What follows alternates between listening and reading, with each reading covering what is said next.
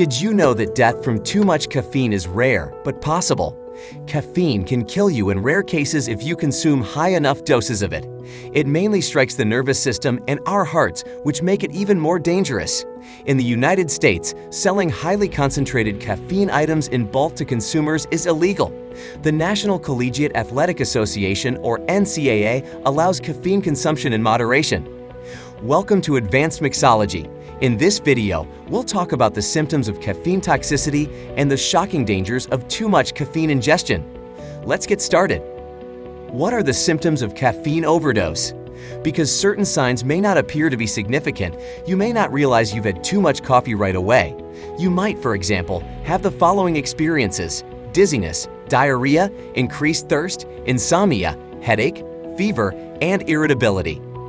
Other symptoms are more severe and call for immediate medical treatment.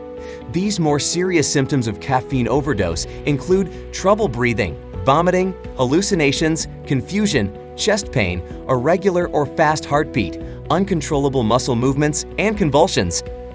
Caffeine poisoning can also affect babies. This can happen if there is too much caffeine in the breast milk. Nausea and muscles that tension and relax repeatedly are two mild symptoms. These symptoms can be accompanied by more dangerous indicators of caffeine overdose, such as vomiting, fast breathing, and shock. If you or a kid in your care is exhibiting these symptoms, seek medical assistance right once for diagnosis and treatment. These are the shocking danger of caffeine overdose. Number 1. Anxiety. Caffeine has been shown to boost attentiveness. It works by inhibiting the effects of adenosine, a chemical in the brain that causes fatigue. At the same time, it causes adrenaline, the fight or flight hormone linked to enhanced energy, to be released. These effects may become more prominent with increasing doses, resulting in uneasiness and nervousness.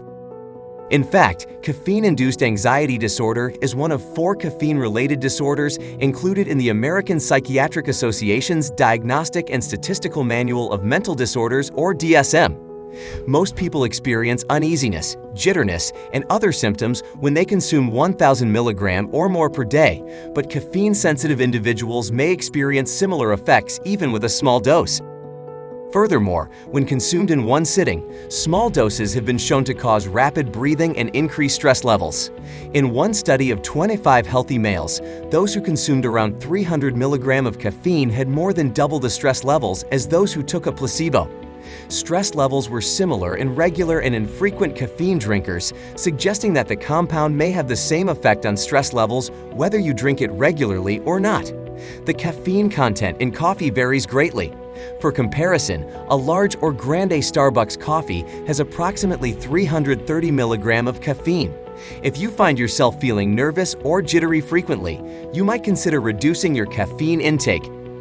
Number 2. Insomnia. One of caffeine's most coveted features is its ability to keep people awake. Caffeine, on the other hand, can make it harder to achieve adequate restorative sleep. Caffeine use appears to lengthen the time it takes to fall asleep, according to studies. It may also cut down on total sleep time, particularly in the elderly. Low to moderate doses of caffeine, on the other hand, do not appear to have much of an effect on sleep in persons who are considered excellent sleepers, or even those who have self-reported insomnia. If you underestimate the amount of caffeine you consume, you may not notice that it is interfering with your sleep. Caffeine is found in soda, cocoa, energy drinks, and a variety of medications. However, it is most concentrated in coffee and tea. An energy shot, for example, can have up to 350 mg of caffeine, while other energy drinks can contain up to 500 mg per can. Importantly, how much caffeine you can eat without disrupting your sleep is determined by your genetics and other factors. Caffeine ingested later in the day, on the other hand, may disrupt sleep because its effects can take several hours to wear off. According to studies, caffeine stays in your system for an average of 5 hours, but it can last anywhere from 1.5 to 9 hours depending on the individual.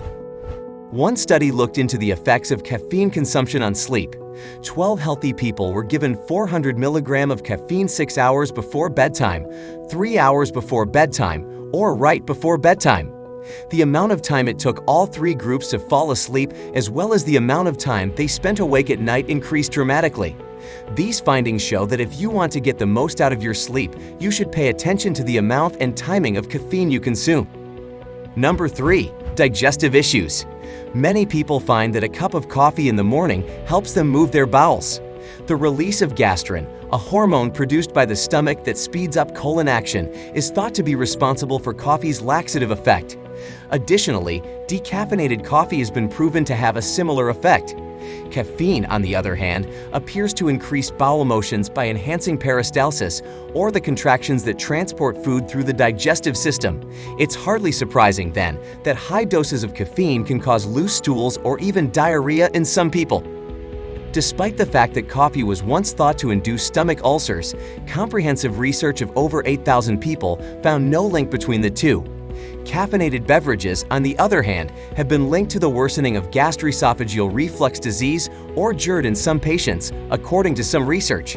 This appears to be especially true in the case of coffee. 5 healthy adults drank caffeinated water in brief research and noticed a relaxation of the muscle that prevents stomach contents from going up into the neck, a symptom of GERD. If you're having problems with your digestion, you might want to reduce your coffee intake or switch to tea.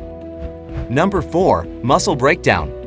Rhabdomyolysis is a potentially fatal disorder in which injured muscle fibers enter the bloodstream, causing renal failure and other complications. Trauma, infection, substance misuse, muscle tension, and bites from deadly snakes or insects are all common causes of rhabdomyolysis. There have also been a few instances of rhabdomyolysis linked to high caffeine consumption, albeit this is a rare occurrence. After drinking 32 ounces, 1 liter, of coffee containing around 565 milligrams of caffeine, a woman got nausea, vomiting, and black urine. Thankfully, she recovered after receiving medication and drinks. Importantly, this is a large amount of caffeine to drink in such a short amount of time, especially for someone who isn't used to it or who is really sensitive to its effects. Unless you're used to ingesting more caffeine, it's advised to keep your caffeine intake to around 250 milligrams per day to avoid rhabdomyolysis. Number 5. Addiction. Despite all of caffeine's health benefits, it's impossible to ignore that it has the potential to become addictive. According to a comprehensive assessment, while coffee stimulates specific brain chemicals in the same way that cocaine and amphetamines do, it does not produce the same type of addiction. However, especially at high doses, it can cause psychological or physical dependence. In one study, 16 persons who normally ingested high, moderate, or no caffeine did a word test after going caffeine-free for an overnight period. Only those who consumed a lot of caffeine displayed a predilection towards caffeine-related terms and had a lot of caffeine cravings. Caffeine consumption frequency also appears to play a role in reliance. In another study, 213 caffeine drinkers filled out questionnaires after going 16 hours without it. Headaches, lethargy, and other withdrawal symptoms were more common among daily users than in non-daily users. Even though the molecule doesn't appear to create actual addiction, if you consume a lot of coffee or other caffeinated beverages on a regular basis, you're highly likely to become addicted to its effects. Number 6. High blood pressure. Caffeine does not appear to raise the risk of heart disease or stroke in the majority of persons. However, because of its stimulating effect on the neurological system, it has been found in multiple trials to elevate blood pressure. Because high blood pressure can damage arteries over time, reducing blood flow to the heart and brain, it's a risk factor for heart attack and stroke. Fortunately, the effect of caffeine on blood pressure appears to be transient. It also appears to have the greatest effect on those who aren't accustomed to taking it. Caffeine consumption has also been demonstrated to raise blood pressure during exercise in both healthy and mildly hypertensive individuals. Caffeine intake and timing must therefore be carefully monitored, especially if you already have high blood pressure. Number 7. Rapid heart rate. Caffeine has stimulant properties, which can cause your heart to beat quicker. It may also cause atrial fibrillation, a type of irregular heartbeat that has been recorded in young people who have drank energy drinks with exceptionally high caffeine levels. In one case study, a lady who attempted suicide by taking a large dosage of caffeine powder and pills got an extremely fast heart rate, kidney failure, and other major health problems. This effect, however, does not appear to be universal. Even some persons with cardiac problems may be able to take huge doses of caffeine without experiencing any negative side effects. The heart rates and rhythms of 51 heart failure patients remain normal after they ingested 100 mg of coffee per hour for 5 hours in controlled research.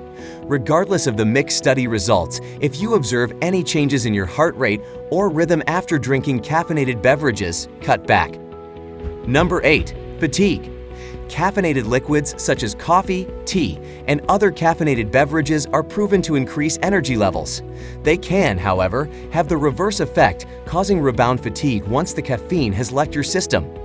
Although caffeinated energy drinks increased alertness and improved mood for several hours, participants were generally more exhausted than usual the next day. According to a study of 41 trials course, you can avoid the rebound effect if you continue to consume large amounts of coffee throughout the day. However, this may interfere with your ability to sleep. Caffeine should be consumed in moderate rather than large dosages to maximize its energy effects and avoid rebound weariness. Number 9. Frequent urination and urgency. Caffeine's stimulatory actions on the bladder cause increased urination, which is a common adverse effect of heavy caffeine use. You may have observed that when you consume more coffee or tea than normal, you need to urinate more frequently. The majority of study on the compound's effects on urine frequency has been conducted on the elderly and individuals with hyperactive bladders or incontinence.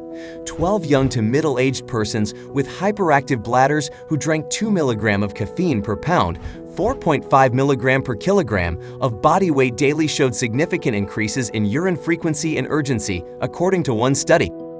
This equates to around 300 milligrams of caffeine per day for someone weighing 150 pounds, 68 kilograms. In addition, in persons with healthy bladders, increased intake may raise the risk of developing incontinence. More than 65,000 women without incontinence participated in a big study that looked at the impact of increased coffee intake on incontinence. When compared to individuals who ingested less than 150 mg per day, those who took more than 450 mg per day had a considerably higher risk of incontinence. If you consume a lot of caffeinated beverages and notice that your urination is more frequent or urgent than it should be, cutting back on your intake to see if your symptoms improve is a smart option. In many people, light to moderate caffeine consumption appears to have significant health benefits. On the other hand, very high doses might induce unpleasant side effects that can make daily life difficult, as well as major health problems. Although reactions differ from person to person, the repercussions of excessive intake show that more isn't always better. To reap the benefits of caffeine without the drawbacks, check your sleep, energy levels, and other elements that may be impacted, and lower your intake if necessary. So the next time that your coffee jitters attack, you know for sure what to do. If this video helped you, don't forget to hit the like button and subscribe to our channel. See you in the next one.